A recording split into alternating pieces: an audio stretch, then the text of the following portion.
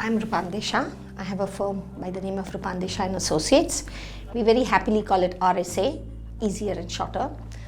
It's based in Calcutta. It was formed in 1995, almost 2 decades over now.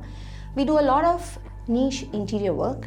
We are architects by profession. However, our forte has been residential, luxury and interior projects. So the client has a small family, came to us with specific requirement that he wanted his house to be a very posh and a statement in luxury is what his house needed to be. He wanted to use the best possible available in the world. He had no limitations as to where he wanted to travel. He could get whatever he wanted. So budgets were not a problem, space was not a problem, and we had a great time designing it. The site is located in a posh area of Alipore in Kolkata. The neighborhood around the site is a little noisy.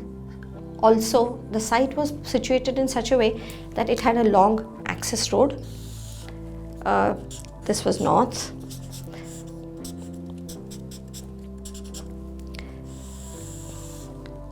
The site was a strange shape in the middle and it was elongated towards the further end. There was no other way except to place the building, which is a thin, long structure. Entry point was kept towards the northeast of the project, which is again, as I said, Vastu compliant. The client needed this project to be 100% Vastu compliant, and we did keep it that way. Fortunately, because it's an elongated project, the ideal situation was to put the core in the middle, which sort of divided the entire house into two sides. The front, which is overlooking a little bit of green, is where all the important areas were kept in. And the back had the services. However, on the higher floors, it reverses.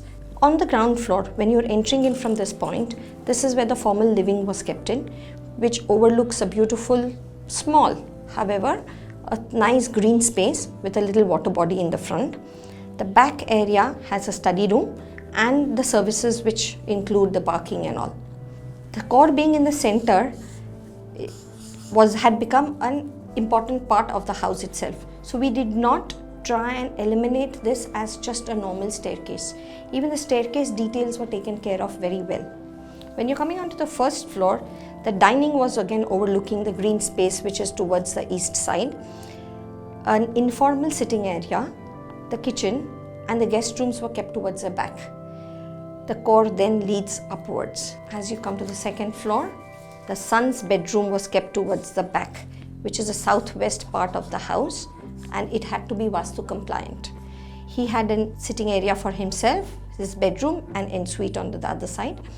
And the grandparents' room was kept onto the front, which was overlooking the green space. But this was done because Vastu was very important and the southwest did not have to be wasted. As you climbed up on the top floor, the master bedroom was kept onto the southwest again, and the daughter's room was kept in the front part of the house. Each of these living rooms on the southwest and the entire unit was designed very intricately. Every wall, every little piece of furniture had great intimate details depending upon the requirement, color preferences and the need of the family. Daughter's room was kept very princess-like, I would say, because she's a young girl, 17-year-old. So even the headboards, the color palettes was very soft and it had a very feminine touch to it. Going back down to the second floor, the son's room. He was a young man at that point and he wanted his unit to be as functional but as wonderfully designed as possible. So we had very interesting stuff done for him on his walls. These wardrobes and these panels worked seamlessly one within another, where the difference between a wardrobe paneling and the wall were almost eliminated. Beautiful pieces of art were put in here. A wonderful bathtub along with a nice shower cubicle cabin was planned for him, and this whole unit, his ensuite space, was planned as an open space.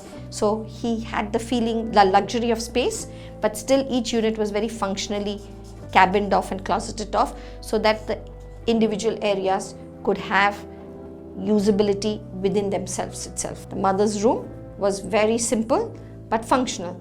Soft again because she was a senior citizen lady and she didn't want too much of clutter. However, she wanted a lot of family memories put onto this wall, which we incorporated very well within the scheme of her things.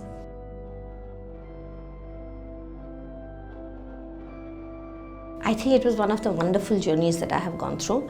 Clients were super supportive, gave us a lot of freedom, creative freedom, financial freedom, never had any restrictions.